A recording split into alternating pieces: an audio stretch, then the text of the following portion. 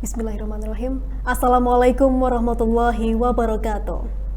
Pemirsa Jember 1 TV yang dirahmati Allah, bahagia sekali saya dapat kembali membersamai Anda dalam program acara Status Embun, di mana nantinya kita akan menyimak sebuah tausiah agama bersama narasumber yang kompeten dalam bidangnya.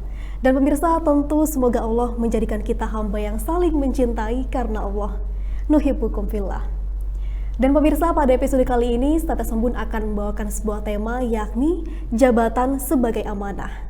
Dalam Islam, salah satu ciri orang beriman adalah menunaikan amanah. Namun sebaliknya, orang yang tidak beriman, orang yang munafik, ia akan selalu ingkar dan ketika diberi amanah, dia akan berkhianat. Pentingnya amanah tentu banyak sekali ragamnya ataupun bentuknya. Dalam diri kita terdapat amanah, dalam tubuh kita merupakan amanah. Maka bagaimana ketika Allah memurkai kita ketika kita tidak bisa melakukan amanah ataupun melakukan hal-hal yang diridhoi oleh Allah? Bagaimana dengan hal-hal yang lebih dari itu? Karena dalam kehidupan bermasyarakat kita tidak akan bisa terlepas dari sebuah sistem yang akan memaksa kita untuk mengemban sebuah status ataupun jabatan sosial.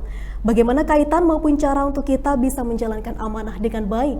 Untuk membahasnya lebih dalam telah hadir bersama kita di studio kali ini, yakni Haji Kusno MHI yang juga menjabat sebagai Ketua MUI Jember. Kita sapa terlebih dahulu pemirsa. Assalamualaikum Ustadz. Waalaikumsalam warahmatullahi wabarakatuh, Mbak Fia. Alhamdulillah, selamat datang kembali tentunya di Jember 1 TV. Alhamdulillah. Bagaimana kabarnya kali ini Ustadz? Baik, sehat, mudah-mudahan semua pemirsa juga dalam kondisi sehat walafiat. Amin, Allahumma amin. Untuk aktivitas sehari-hari tentunya masih eksis dan lancar ya Ustadz? Masih bisa melaksanakan tanggung jawabnya. Alhamdulillah. Baik Ustadz, sesuai dengan pengantar dan juga tema kita pada Status Embun kali ini, yakni jabatan sebagai amanah. Bagaimana cara kita untuk bisa menjalankan kedua hal tersebut dengan baik dalam kehidupan? Kami persilakan Ustadz untuk memberikan pemaparan. Ya, terima kasih. Saya lepas dulu biar lebih enak. Baik, gitu ya. Assalamualaikum warahmatullahi wabarakatuh. Waalaikumsalam warahmatullahi wabarakatuh. Alhamdulillah, salatu wassalamu ala rasulillah, la hawla wa la quwata illa billah. Ba'du. Mbak Fia, rekan-rekanku yang ada di Jember 1 TV dan juga para pemirsa di rumah yang sangat kami banggakan. Kali ini kita ingin berbincang mengenai jabatan sebagai amanah. Ya. Sebuah kata yang begitu indah untuk didengar oleh kita, tetapi memiliki implikasi yang luar biasa, agung, dan memiliki makna yang sangat berarti dalam kehidupan manusia. Ketika kita sering mendengar jabatan, apa sih sebenarnya jabatan itu? Kalau kita mau jujur, bahwa jabatan itu kan seringkali orang memaknai dari kata jabat. Ada orang mengatakan jabat tangan, betul. Ya. Jabat hati, mungkin begitu Mbak Pia ya. Tetapi jabat itu intinya adalah memegang atau makom, kedudukan yang mencerminkan dan menggambarkan sesuatu itu memiliki peran, memiliki tugas, memiliki tanggung jawab, memiliki fungsi. Di situ ada namanya hak dan kewajiban yang melekat dalam suatu identitas tadi itu. Nah, ketika kita bicara jabatan, tentu ini sangat substansial dalam kehidupan kita, karena tidak ada satupun orang yang tidak memiliki peran, tidak satu orang pun yang tidak punya kewajiban, dan juga tidak satupun orang yang tidak punya hak di dalam menjalani hidup ini. Maka kalau kita melihat bahwa jabatan itu ada yang sifatnya hakiki, naluriah, yang sifatnya alami, misalkan jabatan yang dikudratkan oleh Allah kepada kita sebagai ibadur rahman, sebagai hambanya, yang tentu memiliki kewajiban tanggung jawab bagaimana menjaga yaitu sesuatu yang diamanahkan. Nah, nanti kita akan lihat apa sih sebenarnya amanah itu. Jadi ketika jabatan tadi kita sebagai ibadur rahman, sebagai pelayan pengabdi, sebagai hamba Tuhan yang penuh welas asih, yang penuh kasih sayang, maka hidup itu harus berbingkai ihsani. Ihsani itu artinya sebuah pelaksanaan dari pekerjaan atau amal atau hak kewajiban yang ada di dalam kehidupan ini didasarkan kepada kepercayaan ibadahnya kepada Allah, kepada Tuhan, seolah-olah dia itu sedang melihatnya. Walau dia tidak mampu melihatnya, dia yakin betul bahwa Tuhan, Allah itu selalu melihat terhadap dirinya di saat melaksanakan fungsi, tanggung jawab, peran maupun di waktu menjalankan kewajiban dan menerima haknya dalam kehidupan ini. Itu terkait dengan jabatan sebagai ibadur rahman. Kemudian yang kedua ada jabatan sebagai khalifah fil ardi. Jadi Allah itu mengangkat manusia secara kudrati dengan hak mutlaknya sebagai Tuhan pemilik jagat raya ini, bahwa yang namanya manusia itu diangkat menjabat sebagai khalifah di muka buminya.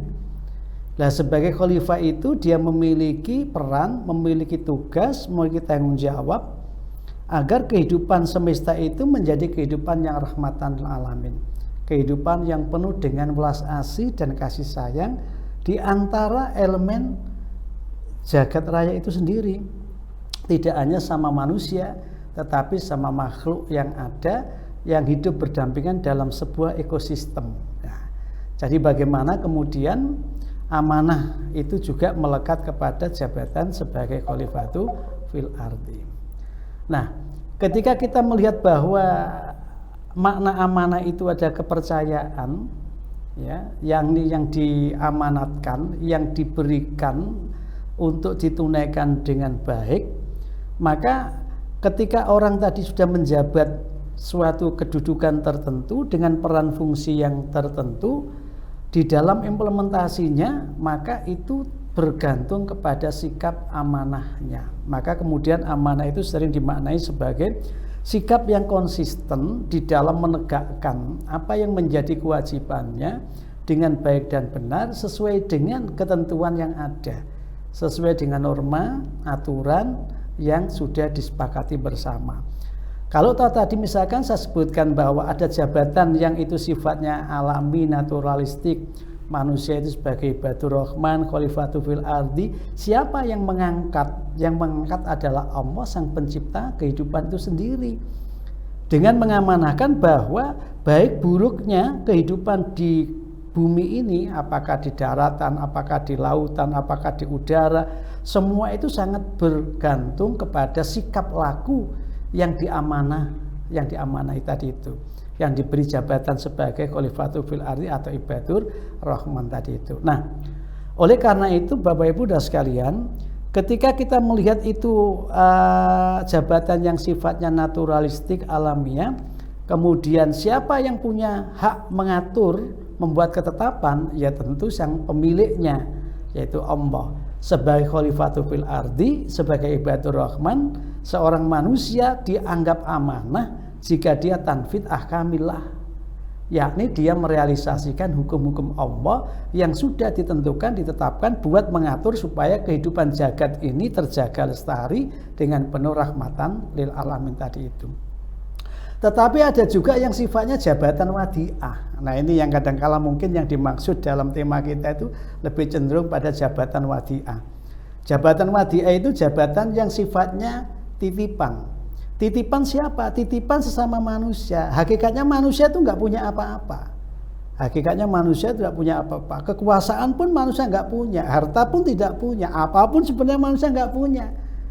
Tetapi karena ada unsur wadi'ah, penitipan tadi itu, maka kemudian manusia itu seolah-olah dalam tanda petik punya hak-hak privasi, hak-hak individu Yang itu kalau kemudian dilakukan dalam kehidupan bersama harus saling dihormati dan dihargai satu dengan yang lain. Maka muncullah yang namanya jabatan-jabatan insaniyah. Jabatan-jabatan yang bergantung pada komunitas kemanusiaan. Maka bagi mereka ada istilah jabatan pemerintah, jabatan non-pemerintah, ada jabatan organisasi, ada jabatan non-organisasi, ada jabatan formal, ada jabatan non-formal, dan seterusnya. Banyak ragamnya yang berdimensi jabatan wadi'iyah. Jadi jabatan yang merupakan titipan-titipan yang sekiranya itu menjadi tanggung jawab, menjadi tugas kewenangan yang kemudian harus ditunaikan oleh yang dipercayai tadi itu. Nah, sehingga kalau melihat dari sisi ini, maka Allah Subhanahu wa taala itu mewanti-wanti, wahai orang-orang yang beriman, janganlah kamu mengkhianati Allah, jangan pula kamu mengkhianati Rasul-Nya, dan jangan pula kamu mengkhianati amanah-amanah kalian. Jadi itu dalam surat Ahzab ayat 72 katakan, Allah mengingatkan seperti itu, dikaitkan dimensi amanah wadi'iyah tadi itu dengan dimensi imaniyahnya. Sehingga orang yang tidak beriman memang sulit untuk menjadi amanah. Ya, orang yang tidak beriman sulit menjadi amanah. Padahal kalau orang itu amanah, amanah itu akan mampu menarik rizki. Jadi kecukupan dalam hidup ini akan bisa terwujud manakala setiap individunya menjalankan jabatannya tadi sesuai dengan wadiahnya, titipannya, peran tugasnya dikerjakan dengan tepat dan benar sesuai dengan aturan yang ada, maka kecukupan rezeki itu akan berlimpah. Tapi sebaliknya kalau terjadi khianah, maka yang akan lahir adalah serba dalam kekurangan, serba dalam sarwa. Sarwa itu artinya hidup di dalam kotoran. Jadi dia akan mendapatkan res-resnya, ya, bekas-bekas kotorannya. Jadi dia tidak mendapatkan nutrisi gizinya. Andaikan dia itu makan, katakanlah makan nasi atau makan buah atau makan apa saja yang dikonsumsi, sedianya yang dikonsumsi itu ya nutrisi gizi yang dibutuhkan. Tetapi ketika khianah itu yang terjadi, bukan gizi nutrisi, tetapi kotoran-kotoran ampas itu yang akan ia dapatkan. Nah, oleh karena itu kita sebagai seorang mukmin tentu mengindahkan bahwa setiap jabatan yang kita terima itu harus kita tunaikan, kita lakukan, kita laksanakan sesuai dengan ketentuan yang ada. Apalagi jabatan wadi'ah yang mana sumalatus aluna yauma idzin anin naim. Setiap jabatan yang mengandung unsur kenikmatan pada akhirnya diminta pertanggungjawaban di sisi Allah Subhanahu wa taala. Atil amanati ila ahliha. Maka ayatnya menjadi silahkan kalian semua berikan, datangkan amanah-amanah itu kepada pemiliknya. Jangan sampai ada yang terkurangi di dalam melaksanakan tugas kewajiban tanggung jawabmu itu. Nah, sehingga kalau setiap individu perannya sudah optimal, fungsinya berjalan bagus, kemudian tanggung jawabnya tertunaikan dengan baik, maka suasana yang rahmatan alamin akan terwujud. Kenapa? Karena ketika dilakukan amanah, lahirlah sikap adil. Manusia itu menempatkan suatu pada tempatnya, tidak lagi zalim, aniaya. Apakah itu aniaya pada diri sendiri atau kepada sesamanya. Terima kasih ya. Luar biasa sekali pencerahan yang cukup memberikan kita kejernihan dalam berpikir. Ustadz, namun bagaimana jika memang kondisinya seseorang telah menjalankan amanah, namun dia masih lalai, tidak tepat dalam melaksanakannya seperti itu? Apakah itu termasuk dalam kategori kelemahan diri kita sebagai manusia? Ya, jadi esensi perintah atil amanati ila ahliyah itu adalah tunaikan yang menjadi kewajibanmu, yang menjadi tanggung jawabmu, gitu, yang menjadi tugasmu, yang menjadi peranmu dengan baik dan benar. Sehingga apa yang menjadi hak saudaramu, yang menjadi hak sesamamu itu bisa terwujud dengan baik pula. Nah, ketika orang sudah berusaha untuk melakukan tanggung jawabnya, tetapi di situ ada unsur ketidakberdayaan, ketidakmampuan, maka disitulah Allah Maha Pengampun itu ada di situ. Jadi ketika orang sudah berusaha optimal untuk menjadikan dirinya seperti yang diperankan oleh Allah, ya tadi misalkan ibadur Rahman, ibadah kepada Allah sudah berusaha sedemikian rupa, lahir batin, tapi kenyataannya masih ada kekurangan-kekurangan di dalam pengabdiannya kepada Allah tadi itu, ya itulah ketidakberdayaannya. Maka kita hanya bisa meminta ampun kepadanya dengan menyadari taqabbal minna ya Allah, dengan segala kelemahan yang ada, moga-moga engkau mau menerima. Inilah batas kemampuanku di dalam menjalankan tugas sebagai ibadur Rahman. Demikian pula sebagai khalifatu fil ardi, sepanjang hukum-hukum yang ditetapkan oleh Allah sudah berusaha untuk ditegakkan di dalam dirinya, dalam kehidupan pribadinya, dalam kehidupan keluarganya, dalam kehidupan masyarakatnya, bahkan dalam kehidupan bangsa negara dan kehidupan kemanusiaan universal, sudah ia usahakan sesuai dengan kemampuan yang ada, tetapi toh masih belum bisa sesuai dengan yang diingini, maka kembali pada Allah itu tidak membebani terhadap suatu kaum atau tidak membebani pada suatu diri kecuali atas dasar kemampuan yang ada. Maka doanya ya Rabbana la tu'akhidna in nasina akhtana, Rabbana wala tahmil alaina isran kama hamaltahu 'alal ladzina min qablina, Rabbana wala tuhammilna ma la taqata lana bi wa'fu anna waghfir lana warhamna anta maulana fansurna 'alal qaumil kafirin. Enak jadi orang mukmin itu ketika sudah dalam posisi yang tidak mungkin mengerjakan sesuatu karena memang ketidakberdayaannya, kita kembalikan kepada Allah. Ya Allah, aku sudah optimal, aku sudah maksimal mengerjakan ini. Amanah ini sudah aku tunaikan.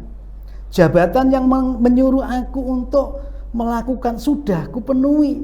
Tetapi ternyata batas kemampuanku di luar tuntutan daripada aturan yang ada itu. Maka kalau terkait dengan urusan Allah khalifatu fil ardi, ya dikembalikan. Ya Allah, semoga engkau tidak menyiksa aku, maafkan aku, jangan kau bebani aku. Nanti dijawab yuridu bikumul yusra wala yuridu bikumul usr. Jadi Allah memang tidak menghendaki kau dalam kesulitan, tapi dia menginginkan kau dalam kemudahan. Nah, tetapi kalau terkait dengan wadi'iyah tadi, wadi'iyah, lagi-lagi wadi'iyah kan titipan antar sesama. Maka jika kamu tidak mampu, kembalikan kepada pemberi amanah, gitu ya.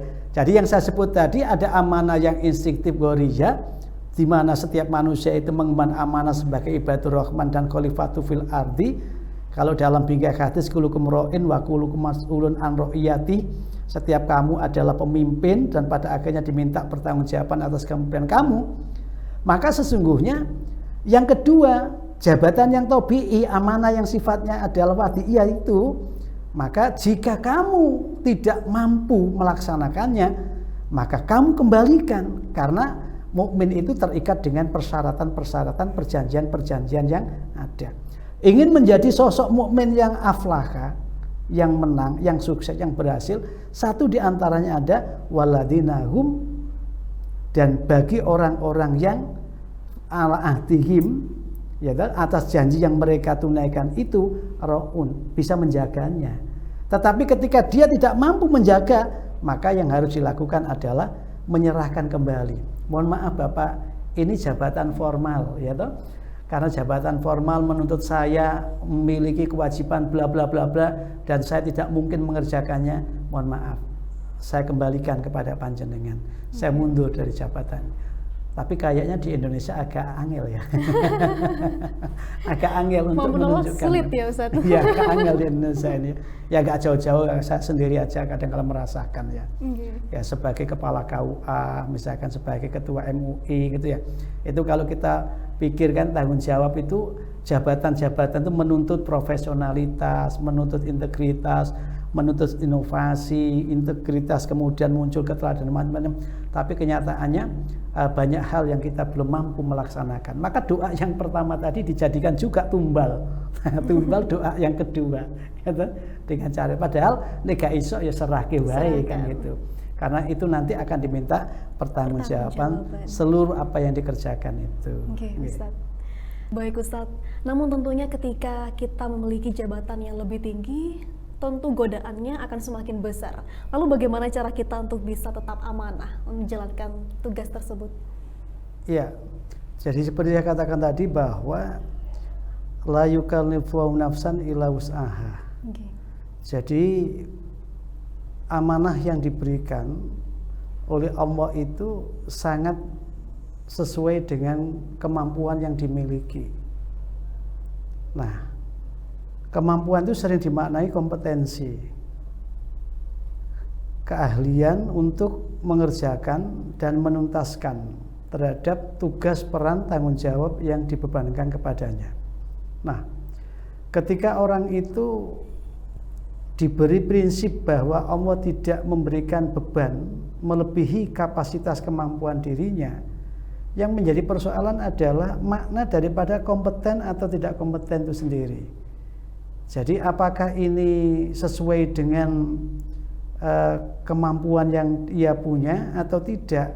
Karena ayat itu menurut pandangan Allah itu memberikan jabatan amanah tadi itu sesuai kemampuan penerimanya. Tetapi sekarang bagaimana penerimanya dan bagaimana miliunya, lingkungannya. Ya. Maka kalau kaitannya dengan jabatan yang secara alami tadi itu, ada ibadur rahman, kemudian ada khalifatu fil ardi, itu jelas kita dengan doa Rabbana la tu'akhidna itu sudah cukup ya. Tetapi kalau ini terkait dengan sesama manusia yang itu kemudian muncul wadi'ah, yaitu amanah titipan, maka adul amanati ila ahliha, harus disampaikan amanah itu sesuai dengan apa yang diberikan, tanpa harus dikurangi, tanpa harus ditambahi, sehingga perlakuan adil itu bisa dirasakan oleh penerimanya dengan baik dan benar. Nah, maka jika kita mendapati hal yang demikian, maka yang harus dilakukan adalah penguatan secara internal. Makanya la amanata liman la amanalah. Jadi tidak mungkin ada sebuah sikap amanah tanpa ada keimanan yang tumbuh subur di jiwa orang itu. Karena itu cara untuk mengatasinya ya kita harus memperkuat integritas kepribadian kita sebagai orang kepercayaan, dan harus menjunjung tinggi kepercayaan yang diberikan kepada kita tanpa ada unsur mengkhianati atau bohong atau dusta di antara mereka berdua itu yang memberi amanah tadi. Nah, ada pepatah yang mengatakan semakin tinggi pohon itu maka semakin kencang angin yang akan menerpanya, kan begitu. Tetapi ada pepatah juga, tidak akan roboh pohon itu karena badai yang menerpanya, tapi robohnya pohon itu, tumbangnya pohon itu adalah karena akar-akar atau batang-batang yang lapuk. Nah, disinilah barangkali penguatan iman menjadi penting. Maka korelasi dalam hadis riwayat Ahmad tadi itu, tidak mungkin ada amanah tanpa ada keimanan. Itu menjadi sangat mendasar sekali. Nah, karena itu lagi-lagi ketika orang itu menerima amanah, kemudian menduduki sebuah jabatan sebagai amanah, maka secara pribadi ada enggak kesadaran bahwa saya punya kompetensi atau saya tidak punya kompetensi untuk melaksanakan amanah ini. Sekiranya tidak, ya lebih baik kita serahkan gitu ya kepada pemberi amanah itu, biar tidak kemudian kita menjadi ida'tu minakhona, menjadi orang yang kemudian mengkhianati terhadap amanah yang diterimanya. Nah, oleh karena itu memang selain penguatan internal, kita juga harus membangun komunitas atau jamaah yang support terhadap penegakan amanah itu sendiri. Jadi makanya ada istilah di ayat itu waja'alna lil muttaqina imama misalkan, dan jadikan kami ya Allah pemimpin bagi orang-orang yang bertakwa. Nah, ini ada sebuah kesadaran menjadi pemimpin atau menjabat sebagai pimpinan di sebuah komunitas yang tidak berbasis pada nilai-nilai ketakwaan, itu ada sebuah sarana untuk mendapatkan kesengsaraan dan penderitaan di ujung jalan kehidupannya nanti. Karena itu doanya seperti itu ya, mohon supaya dibimbing, dituntun, atau setidaknya Ada hadis yang menceritakan bahwa ketika engkau baru menduduki suatu kedudukan, maka berdoalah kepada Allah agar yang pertama kamu tidak menyesatkan orang dan tidak disesatkan oleh orang. Yang kedua, kamu minta kepada Allah agar kamu tidak mendolimi orang dan tidak didolimi oleh orang. Seraya minta kepada Allah agar diberi teman, diberi kawan yang menyayangi dan tidak memusuhinya. Nah, jadi kalau itu kemudian kita minta kepada Allah, insya Allah seberat apapun amanah yang merupakan implementasi daripada jabatan yang diterima tadi itu bisa untuk teratasi dengan baik. Baik Ustadz, tidak ada amanah tanpa iman, sebuah kutipan yang sangat menarik tadi Ustadz. Dan mungkin terakhir Ustadz, bagaimana tips agar kita lebih bisa qanaah, merasa cukup? Ada orang bilang jangan mencari jabatan atau amanah, namun ketika diberi jangan menolak. Apakah benar begitu Ustadz? Ya, tadi saya katakan di awal bahwa jikalau yang dimaksud amanah itu secara alami, di mana kita diangkat, diberi jabatan, diberi kedudukan oleh Allah dengan jelas ibadur rahman dan khalifatu fil ardi. Ini aja kalau kita jalankan dengan baik, dengan benar, kita lakukan sesuai dengan apa yang dituntunkan, dibimbingkan, diatur oleh Allah, maka itu akan menjadi sumber kemuliaan hidup kita di dunia. Karena kita bisa memberi manfaat yang seluas-luasnya kepada apapun dan kepada siapapun yang hidup bersama dengan kita. Tidak perlu mencari-cari kepercayaan kepada orang, karena biasanya mencari-cari kepercayaan kepada orang itu ada kecenderungan kamuflase. Ya tidak jauh-jauh lah kalau waktunya pilek misalkan banyak orang yang tampak dermawan ya, suka membagi-bagi, atau waktunya pilbub ya, pildes itu pilpres apalagi ya. Nah, itu orang itu nampak pencitraannya luar biasa, tapi ujungnya adalah gis itu adalah penipuan atau muslihat, mengelabui bahwa yang buruk dikesankan sebagai yang baik, pencitraan itu. Nah, kalau itu cara meraih amanah, cara meraih jabatan, saya yakin jabatan itu tidak akan memberikan keberkahan. Ya, kayak di dalam riwayat itu ada kisah Abu Dzar ya, Abu Dzar Al-Ghifari itu yang ingin untuk diangkat menjadi gubernur ya oleh Rasulullah, tapi kemudian Rasul disampaikan sesungguhnya engkau adalah orang yang lemah, dalam arti lemah dalam kepemimpinan, lemah dalam manajerial, bukan lemah dalam bidang ibadur rahman. Ya, dari sisi hamba Tuhan yang mengabdi kepadanya tanpa reserve tadi itu bukan, tapi karena itu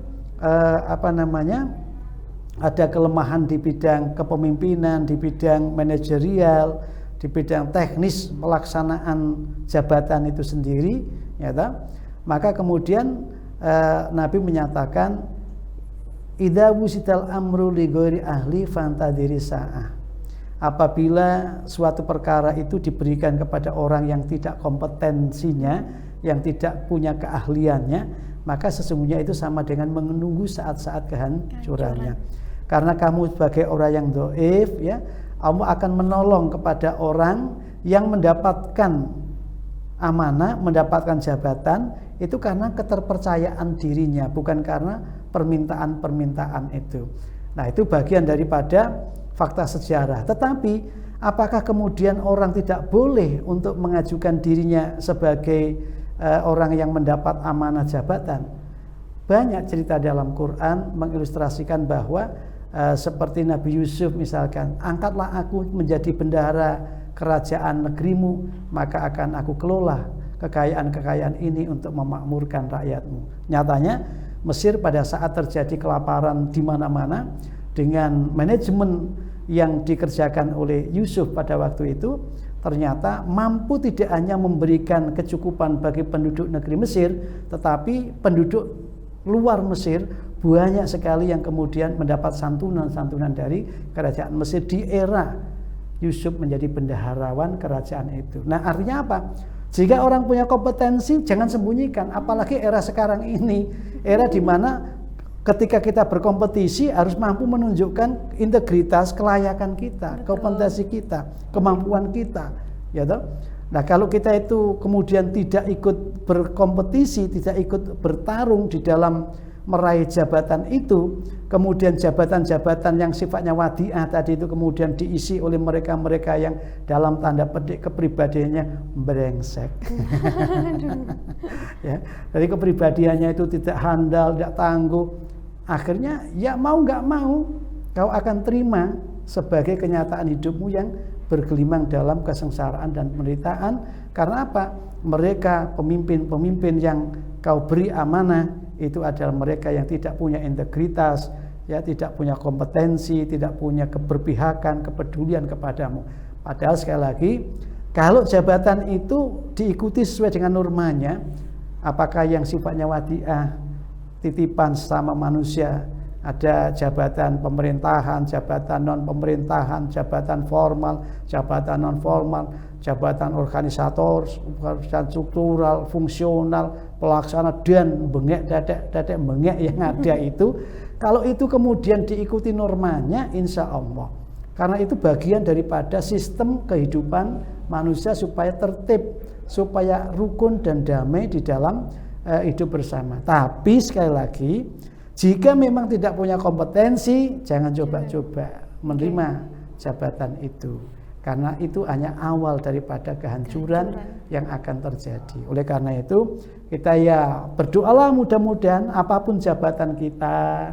Ya, Mbak Pia sekarang jadi apa jabatannya di sini ya? Sebagai presenter. Nah, presenter. Ya sudahlah, kompetensi presenter, kepribadian presenter kita tingkatkan. Saya hari ini ditugasi oleh MUI, katakan begitu, untuk menjadi narasumber. Ya sudah, peran narasumber ini kita optimalkan dengan bagus tanpa mikir yang lain. Kenapa? Di luar sana kita punya peran-peran yang berbeda lagi.